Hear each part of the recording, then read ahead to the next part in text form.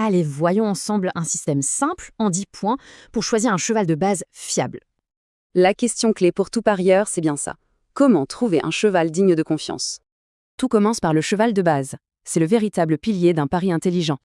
D'abord, on analyse la forme du moment. C'est un point absolument crucial. Vous allez voir. Premier critère, tout simple mais tellement efficace. Une victoire récente, ça prouve qu'il est au top et qu'il sait gagner, pas juste se placer. Le deuxième critère, c'est une question de timing. Ça nous dit tout sur sa dynamique actuelle. S'il a couru il y a moins de 3 semaines, ça veut dire qu'il est affûté, en pleine forme. Maintenant, le contexte de la course. C'est là que ça devient super intéressant. Passons au critère numéro 3, la distance. Chaque cheval a sa spécialité, c'est très important. On vérifie s'il est souvent dans le trio de tête sur cette distance. C'est un signe qui ne trompe pas. Et ça nous amène au point suivant. L'hippodrome. L'endroit, ça change absolument tout.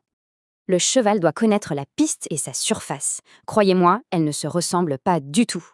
Par exemple, gagner sur la petite piste de Vincennes, ce n'est pas pareil que sur la grande, bien plus dure.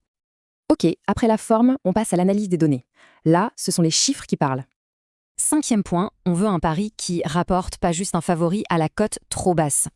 L'idée, c'est de viser une cote d'au moins 4 €. En dessous, ça vaut rarement le coup. On enchaîne avec 2 stats clés, elles nous parlent de la constance du cheval sur toute sa carrière. On vise au moins 25% de victoire et un taux de placement qui frôle les 50%. Et le handicap alors? A-t-il déjà prouvé qu'il pouvait gagner malgré ses contraintes? On termine avec l'élément humain. L'équipe derrière le cheval, c'est absolument essentiel. Le jockey et l'entraîneur. On veut du lourd. Le top 5, c'est l'idéal. Bon, on a toutes les cartes en main, il suffit de compter les points pour obtenir le score final. Un score de 7 ou plus, c'est une excellente base. Entre 5 et 6, c'est fragile. En dessous, on oublie.